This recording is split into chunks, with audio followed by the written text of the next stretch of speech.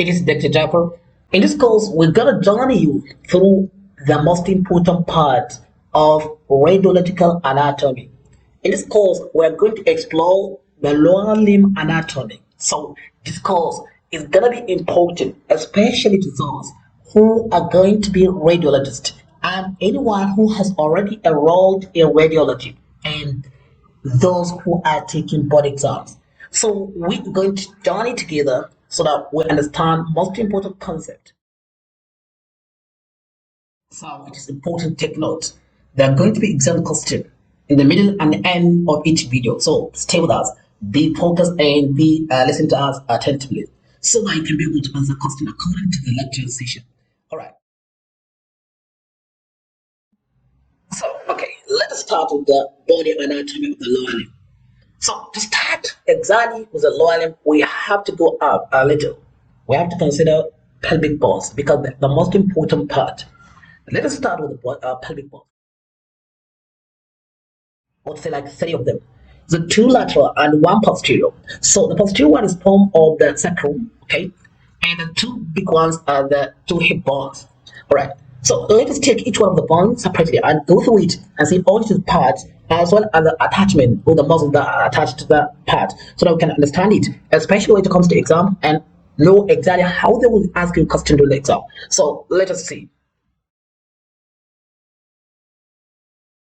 Hip bone comprises of three parts connected by triradial cartilage.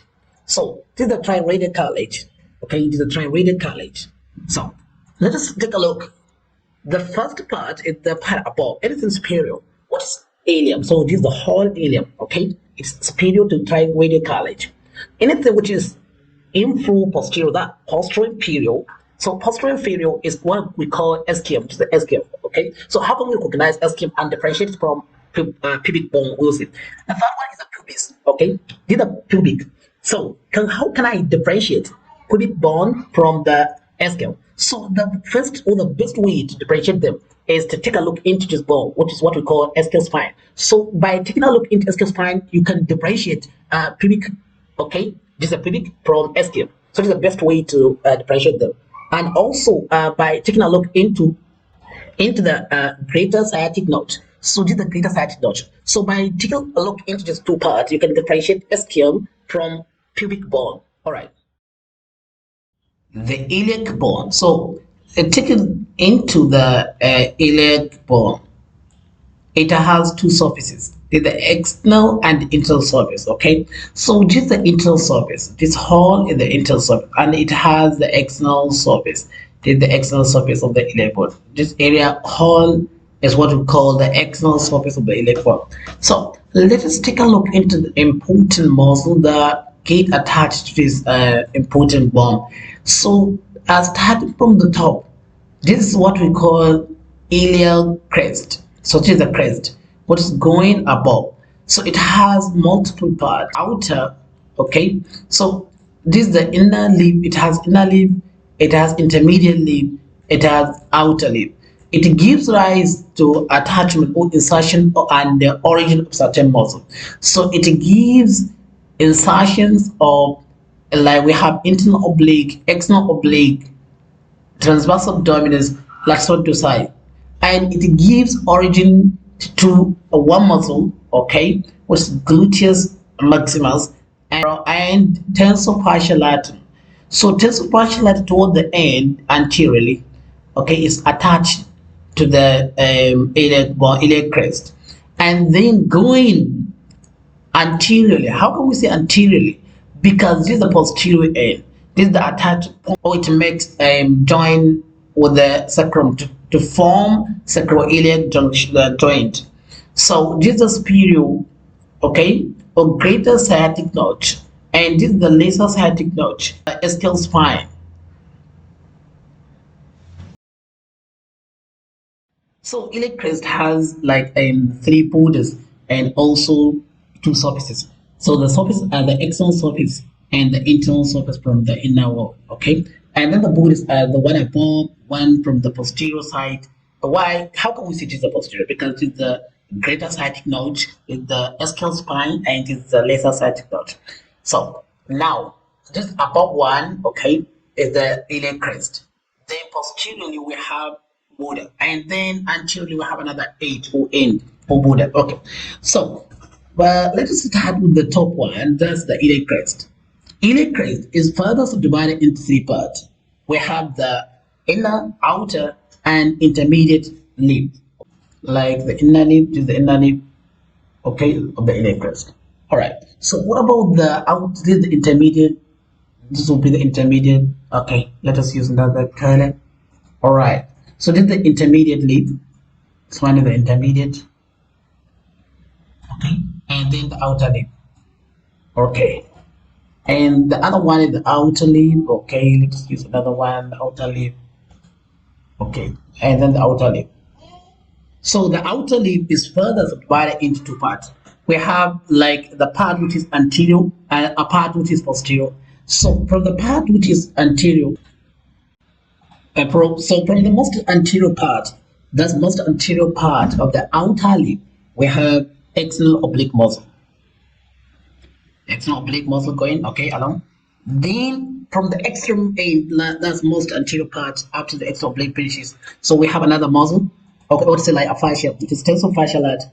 Tensor fascia lateral continues along the posterior, okay, the posterior part of the axis, and it continues like this. So it goes down. So the origin of tensor fascia lateral, okay, it is the origin of tensor fascia lateral. Okay, all right. So this yellow, this one is the external oblique, and this one is the tensor fascia lateral. Okay, it continues along the axis.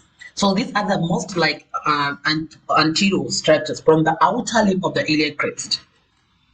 Two structures from the outer lip, the most anterior part of the outer lip of the iliac crest.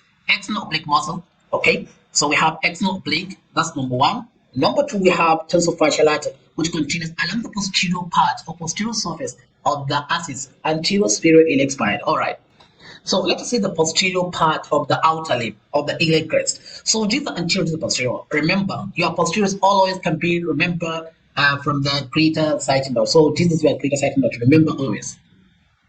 So this is your greater sighting node, okay? When it comes to posterior, so from the most posterior upper layer of the posterior, we have a muscle here, okay? A muscle going, which is latissimus dorsi. So we have a muscle along this part, which is latissimus dorsi, okay? The muscle is called latissimus dorsi, okay? This is latissimus dorsi.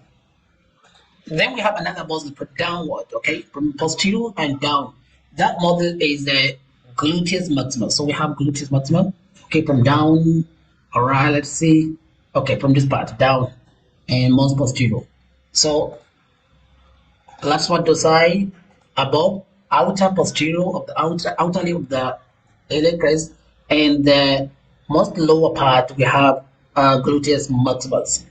So, to recap, the muscle attached to the outer lip of the iliac crest include the following.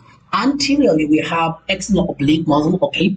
Then so it is the external oblique anteriorly. Then we have again tensor fascia lateral, which continues anteriorly along the posterior, okay, posterior surface of the axis, anterior superior iliac spine. This is the tensor fascia lateral. So when it comes to posterior part of the outer lip of the iliac crest, we have latissimus dorsi, which continues, which is inserted, okay, insertion of the external oblique, insertion of the latissimus dorsi, okay, insertion of the external oblique. Then we have gluteus maximus, which originated the origin of gluteus maximus. Okay, so we also mentioned that the part of the grid, like to understand or differentiate anterior from posterior part of the iliac bone, we have to take a look into greater sciatic node. Okay, so this is the greater sciatic node, which is posterior, a bit posterior. So this is the posterior part, this is the anterior part. So let's now go to the inner lip of the iliac crest. Okay. Okay, let's start with the intermediate lip of the iliac crest. All right. So as you can see, like this is the iliac crest. Okay. So let's take a look into the intermediate lip. So the intermediate lip is also subdivided into anterior and posterior. Remember, your posterior is always the greater sciatic node. So just the posterior part. The posterior part. Okay. Okay. All right. Let's take it to the middle, the intermediate. So just the posterior part of the intermediate. Okay. And then, so the muscle that attached to this part is called iliocostalis muscle, which is like it inserted into the posterior lip of the intermediate lip of the, or posterior part of the intermediate lip of the iliac crest. Then we have the anterior part, which give like insertion. It gives insertion special muscle also, which is the internal oblique. Okay, also internal oblique. So we have like external oblique out, okay, and internal oblique in the intermediate part. So these are the muscles that inserted into the intermediate part or intermediate lip of the iliac. So to recap, the muscle inserted into the intermediate lip of the iliac crest. We have ilium costalis from the ribs to the outer part of the intermediate lip of the iliac crest. We have internal oblique also inserted into the anterior part of the intermediate lip of the iliac crest. So let us go to the inner part or inner lip of the iliac crest. So now the inner part would be this is our inner part. So inner part will also give like a attachment to certain muscles, including the following. So the inner lip is also subdivided into two parts. We have the anterior part of the inner lip. This is the anterior part, okay, and we have the posterior part of the inner lip. We have the posterior part of the inner lip. So the most extreme posterior, no, all right, and the anterior part. Okay, it is a continuation of the anterior part and the posterior part. So, what are the muscles that attach to this two important part? We have the anterior part of the inner lip of the iliac crest and posterior part of the inner lip of the iliac crest. So, there are two muscles attached. Anteriorly, we have transverse abdominis. Posteriorly, we have quadratus lumborum. So, like in the iliac crest, is divided into three parts. We have outer, inner, and intermediate part or lips. So each lip gives rise or attachment to certain muscle. All right. So now let us see the surfaces of the.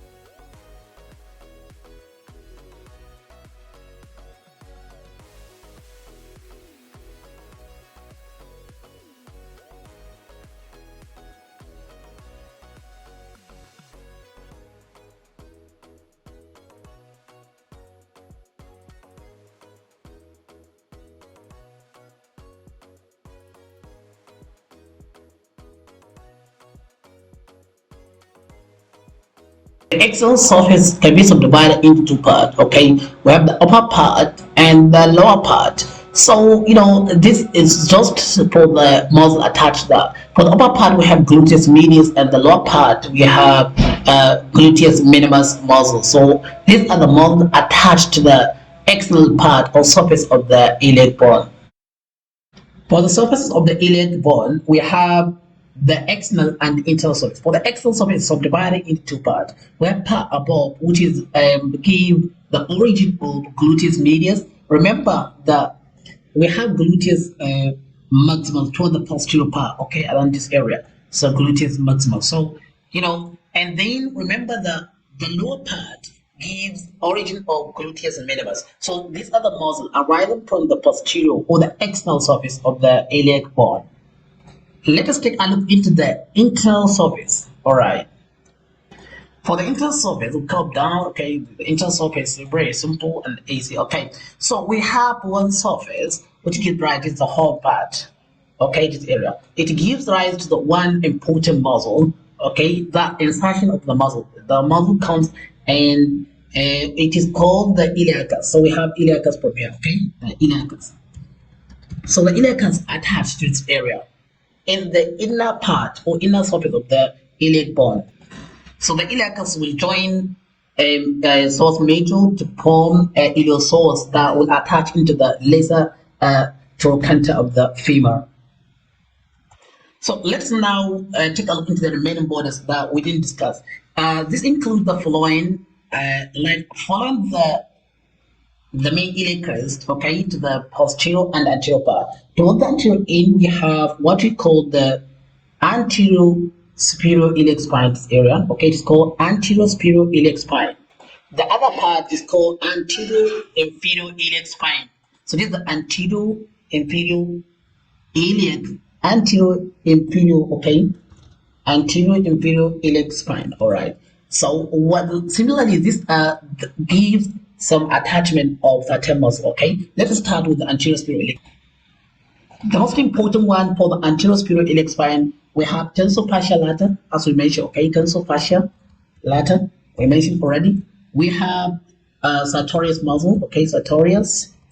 And then we have inguinal ligament, remember, which attached to the pubic bone. So these are the three most important attachments of the anterior superior iliac spine. Let us go to the anterior inferior iliac spine. For the anterior inferior iliac spine, the most important include the rectus femoris, okay, rectus, all right, femoris, okay. We have a kind of ligament attached to that area, and it attached also to the femur, forming to form our stabilization of the hip joint. Okay, so we have ilium from the iliac, okay, from the anterior inferior iliac spine. So okay, ilium to the femur, femoral ligament. Okay, so these are the important structures attached to the anterior inferior iliac spine. So let's take a look into the posterior part. So these are the posterior part. Okay, we have and upper part. You can see like this, the part which is called posterior superior iliac spine. We have posterior inferior iliac spine. One of them gives rise to the muscle attached to the posterior part, like from the posterior part, from the outer mostly the gluteus maximus, okay, and all the other stomatocytes. So you know, and the part that it is part which form the SIG, okay, the SIG. You know, SIG is a very important part. That's what we call sacroiliac SIG, okay, sacroiliac joint, which is a very important joint, especially when it comes to the muscle, like arthritis, especially seronegative arthritis such as ankylosing spondylitis and others, okay, reactive arthritis and others. So seronegative are affecting this joint, okay. So we're gonna discuss into detail what in the pathology session. So this is the posterior superior iliac spine, okay, and the other one is posterior inferior iliac spine. Okay, all of them are given attachment to the ligament that are connecting from between sacrum to the iliac bone. So sacroiliac ligament, okay. So these are the main borders and the main attachment muscle attached to the iliac bone. So let us now go to the ischial bone so to see the muscle attached to the ischium. All right, see you in the next session.